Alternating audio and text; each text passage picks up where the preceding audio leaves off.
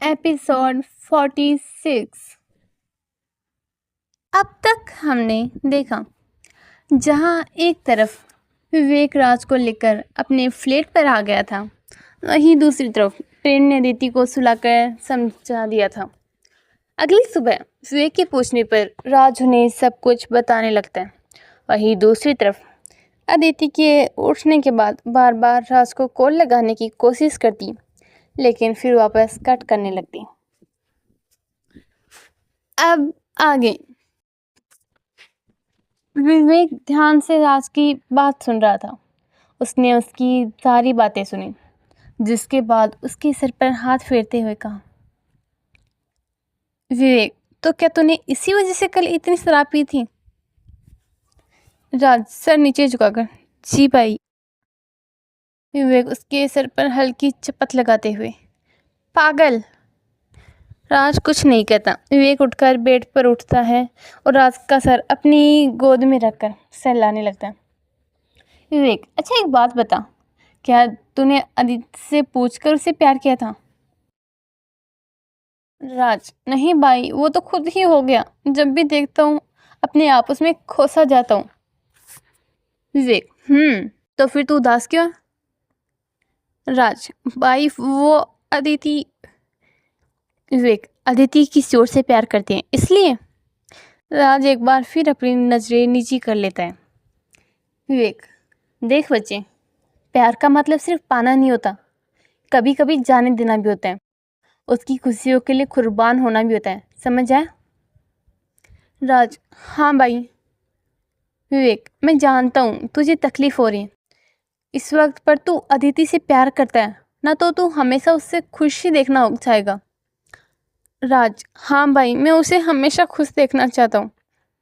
विवेक, तो फिर अपनी इस उदासी को भूल जा और तेरा प्यार खुश है, इस बात में खुश हो और उसे उस खुशी को जीने दे और तू उसकी खुशी में जी। राज, हाँ भाई, अब मैं समझ गया हूँ। थैंक्स भाई, आपने मुझे समझा भी और समझाया भी। विवेक, मुझे थैंक्स मत कह और उसे कॉल कर पहले। राज, हाँ भाई, अभी करता हूँ। विवेक, हाँ अभी, क्योंकि वो तुझे अपना एक अजीज दोस्त मानती है और वो इस वक्त तुझे लेकर ज़रूर परेशान होगी, इसलिए उसे कॉल कर और उसे बता कि तू ठीक है और कल तुझे जल्दबाजी में जाना पड़ा, उसके लिए माफ़ी भी मांग। राज, ठीक है भाई, मैं भी करता हूँ। यह कहकर वह अपना फ़ोन ढूंढने लगा और अदिति को कॉल करने लगा। वहीं अदिति दूसरी तरफ बार बार नंबर डायल करती और डिलीट करती, जिसकी आवाज़ से प्रेम की नींद खुल जाती है। प्रेम, क्या हुआ अदिति, तुम ये क्या कर रही हो? अदिति, नहीं वो कुछ नहीं। प्रेम, राज की फिक्र हो रही है? अदिति, वो मेरा बहुत अच्छा दोस्त है, बस इसलिए। प्रेम, तुम्हें मुझे सफाई देने की ज़रूरत नहीं है, मैं सब समझता हूँ। अदिति, थैंक्स। प्रेम, तो बताओ अब। अदिति, क्या? प्रेम, यही कि तुम उसे कॉल कर क्यों नहीं लेती? अदिति, नहीं, वो मैं उसे परेशान नहीं करना चाहती, बस इसलिए। प्रेम, और तुम्हें ये किसने कहा कि तुम उसे परेशान करोगी? यकीन करो मेरा, तुम्हारा उसे कॉल करना उसको काफ़ी अच्छा लगेगा। अदिति, लेकिन अगर वो मुझसे नाराज़ रहा तो? प्रेम, ये तो तुम्हें उसे कॉल करने के बाद ही पता चलेगा, इसलिए पहले उसे कॉल कर लो और नाराज़गी है तो उसे दूर कर दो, आखिर दोस्ती में तो ये सब चलता ही रहता है। अदिति, पक्का वो मेरा फ़ोन उठाएगा ना? प्रेम, हाँ पक्का उठाएगा, अब कॉल करो। अदिति खुश होते हुए, ओके। यह कहकर अदिति फिर से राज का नंबर डायल करके उसे कॉल करने ही वाली थी कि उधर से राज का कॉल आ गया। अदिति ने जल्द से फ़ोन उठाया और राज से बात करने लगी। वहीं इधर राज ने जब ये देखा कि उसके फ़ोन लगाते ही अदिति ने उठा लिया तो उसके चेहरे पर स्माइल खिल गई। अदिति, हेलो राज। राज, अदिति, वो मैंने है ये बोलने के लिए फ़ोन किया था कि अदिति राज को बीच में टोकते हुए, राज आई एम सॉरी, प्लीज़ मुझे माफ़ कर दो। राज, क्या? अदिति, राज मुझे पता है, मुझे तुम्हें बताना चाहिए था, लेकिन मैं सच में तुमसे छुपाना नहीं चाहती थी, पर टाइम ही नहीं मिला बताने का, इसलिए नहीं बता पाई। इसलिए हो सके तो मुझे माफ़ कर दो प्लीज़। राज, अदिति तुम माफ़ी मत मांगो, इसमें तुम्हारी कोई गलती नहीं थी, बस सब कुछ इतनी जल्दी में हुआ कि कुछ समझ ही नहीं आया। पर मैं तुम्हें अच्छे से जानता हूँ, तुम कभी भी मुझसे नाराज़ करने के लिए कुछ भी जानबूझ कर नहीं करोगी और ना ही कभी कुछ छुपाओगी। और कल के लिए आई एम सॉरी, कल मेरी गलती थी, मुझे इस तरह रिएक्ट नहीं करना चाहिए था। हो सके तो मुझे माफ़ कर दो प्लीज़। अदिति, नहीं राज, तुम माफ़ी मत मांगो, मैं जानती हूँ सब कुछ इतना अचानक हुआ कि तुम्हें कुछ समझने का टाइम ही नहीं मिला, इसलिए तुम्हारा नाराज़ होना जायज़ था। राज, अच्छा ठीक है, तुमने मुझे माफ़ किया और मैंने तुम्हें, बात ख़त्म। अदिति, ये ठीक है। राज, अच्छा अदिति एक बात पूछूं? अदिति, हाँ पूछना। राज, तुम कभी मुझसे दोस्ती तो नहीं तोड़ोगे ना? अदिति, तू पागल है क्या? कभी नहीं, जब तू जाएगा तब भी नहीं, ओके? राज, तब तो हमारी दोस्ती कभी नहीं टूटेगी। अदिति, हाँ हम हमेशा दोस्त रहेंगे। राज, अच्छा ठीक है, अब रेस्ट कर ले, कल कॉलेज में मिलते हैं। अदिति, ओके। दोनों फ़ोन कट कर देते हैं। अदिति प्रेम की तरफ देखती है, जो कि मुस्कुराता हुआ उसे ही देख रहा था, और उसको हक कर लेती है। वहीं राज भी विवेक को देखता है और उसे हक कर लेता है। हे डियर लिसनर्स, कैसा लगा आपको आज का पार्ट, ज़रूर बताना। और आपको क्या लगता है क्या होगा आगे इस कहानी में, जानने के लिए बने रहे मेरे साथ इस कहानी में। तो चलिए जल्द मिलते हैं अगले पार्ट में, तब तक के लिए बाय बाय।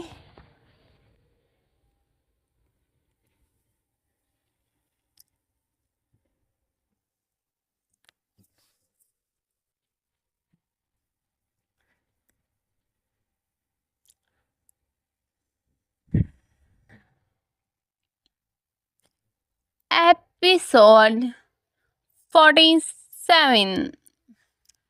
अब तक हमने देखा, एक तरफ जहां विवेक राज को समझाता है कि वह अदिति को कॉल करें जिससे उसे अच्छा लगे, वहीं दूसरी तरफ प्रेम अदिति से कहता है कि अगर उसे फिक्र हो रही है तो वह उसे कॉल कर ले।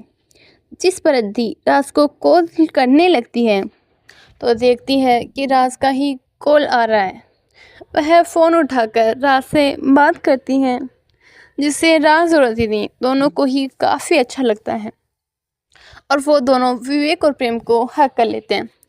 अब आगे दोनों फ़ोन कट कर देते हैं। अदिति प्रेम की तरफ देखती है, जो कि मुस्कुराता हुआ उसे ही देख रहा है, और उसको हक कर लेती है। वहीं राज भी विवेक को देखता है और उसे गले से लगा लेता है। प्रेम अचानक से अदिति के हक करने से शौक था, लेकिन फिर उसने भी पलटकर उसे अपने गले से लगा लिया। वहीं दूसरी तरफ विवेक ने भी राज को कसकर गले लगा लिया। विवेक, अच्छा लग रहा है अब? राज, हाँ भाई बहुत अच्छा लग रहा है, थैंक्स। विवेक, कोई बात नहीं, अब अपनी दोस्ती को संभाल कर रखना, क्योंकि हर किसी को ऐसे दोस्त नहीं मिलते। ये कहते हुए विवेक की आंखें नम हो गई। वहीं राज ने जब विवेक की नम आंखें देखी तो उससे पूछा, राज क्या हुआ भाई, आप अचानक से उदास क्यों हो गए? विवेक, कुछ नहीं हुआ है, बस तेरी और अदिति की दोस्ती की कहानी सुनकर अच्छा लगा। राज, थैंक्स भाई, अब मैं आपको फिर से कभी ऐसे परेशान नहीं करूँगा। विवेक, राज, पर भाई मुझे आपकी एक और हेल्प चाहिए। विवेक, हाँ बोल, क्या हेल्प चाहिए? राज, भाई मैं चाहता हूँ आप मेरे लिए पता करें अदिति का बॉयफ्रेंड कौन है, क्या करता है और कैसा है। राज की बात सुनकर विवेक उसकी तरफ आईब्रोज सिकोड़ते हुए देखता है, जिस पर राज अपनी बात को समझाते हुए कहता है, राज भाई ऐसे मत देखिए, मैं बस अदिति को लेकर श्योर होना चाहता हूँ कि वो इंसान जो भी है उसके लिए सही है भी या नहीं, क्योंकि मैं उसकी आंखों में आंसू नहीं देख सकता। विवेक, तो अदिति से ही पूछ लेना। राज, भाई जो प्यार में होता है उसे सामने वाले की गलती कभी समझ नहीं आती। फिर अदिति हद से ज़्यादा मासूम है, उसे कैसे पता होगा।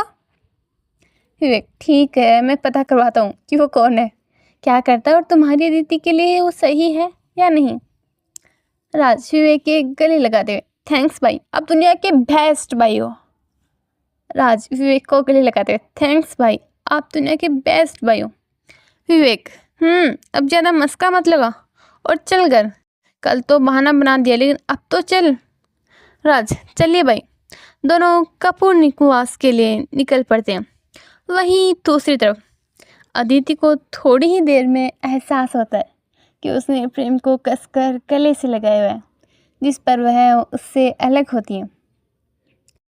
अदिति, सॉरी प्रेम, कोई बात नहीं। दोनों कुछ पल के लिए एकदम शांत हो जाते हैं, जिसके बाद चुप्पी तोड़ते हुए प्रेम कहता है, प्रेम, राज से बात करके अच्छा लग रहा है। अदिति खुश होते हुए, बहुत अच्छा। प्रेम मुँह बनाते हैं, वो तो दिख ही रहा है, कभी मुझसे बात करते वक्त भी इतना खुश नहीं हुई। अदिति, क्योंकि अभी तो हम दोनों एक दूसरे को जानने लगे हैं ना, धीरे धीरे जब एक दूसरे को समझ जाएंगे तो एक दूसरे से बात करना अच्छा लगेगा। प्रेम, अरे तो अभी हम एक दूसरे को अच्छे से जानने भी नहीं लगे और तुम्हें मुझसे बात करना पसंद नहीं है। कोई नहीं, मैं समझ सकता हूँ। यह कहकर मुंह बनाते हुए प्रेम गुस्से में बाथरूम की तरफ चला जाता है। उसे अदिति की बात बिल्कुल भी अच्छी नहीं लगी थी। वह चाहता था कि अदिति को उससे बात करके भी उतना ही अच्छा लगे जितना अभी उसे राज से बात करते वक्त लग रहा था, या इससे ज़्यादा। पर जब अदिति ने उससे ये कहा कि अभी वो दोनों एक दूसरे को जानने लगे, धीरे धीरे उनकी दोस्ती गहरी हो गई, तो उसे बिल्कुल भी अच्छा नहीं लगा और वह गुस्से में वहाँ से उठकर चला गया। वहीं अदिति को अभी भी कुछ समझ नहीं आ रहा था कि आखिर उसने ऐसा क्यों कहा, जिसकी वजह से प्रेम को अचानक से इतना गुस्सा आ गया। लेकिन फिर भी उसने आगे कहा, अदिति, प्रेम, मेरा वो मतलब भी नहीं था। अच्छा यार, एक बात सुनो तो। लेकिन प्रेम ने अदिति की तरफ बिल्कुल भी नहीं देखा और बाथरूम में जाकर डोर लॉक कर लिया। अदिति एक लंबी सांस लेती है और खुद से कहती है, अदिति मन में, अब वजह चाहे भी हो जो भी हो, अदिति तुझे प्रेम को मनाना तो पड़ेगा, वरना आज आंटी को फ़ोटो कैसे भेजेगी। कुछ सोच अदिति, वरना कहीं आंटी खुद ही यहाँ आने का ना सोच लें। कुछ भी कर लेकिन मना प्रेम को। वह ये सब सोचती ही रहती है कि थोड़ी ही देर में प्रेम बाथरूम से बाहर आता है। अदिति उसके पास आती है लेकिन प्रेम उससे इग्नोर करके नीचे चला जाता है। वहीं अदिति उसे ऐसा जाता देख एक गहरी सांस लेती है और बाथरूम में चली जाती है और सोचने लगती है कि प्रेम को कैसे मनाए। हे एवरीवन, कैसा लगा सबको आज का पार्ट ज़रूर बताना। और आपको क्या लगता है क्या होगा आगे? जब विवेक को पता चलेगा अदिति के बॉयफ्रेंड का सच, क्या अदिति मना पाएगी प्रेम को? क्या करेगी निशा और देवदत्ति प्रेम को साथ लाने के लिए? और क्या होगा राज का रिएक्शन अदिति और प्रेम के बारे में जानने के बाद? जानने के लिए बने रहिए मेरे साथ इस कहानी में। तो चलिए जल्द मिलते हैं अगले पार्ट में, तब तक के लिए बाय बाय।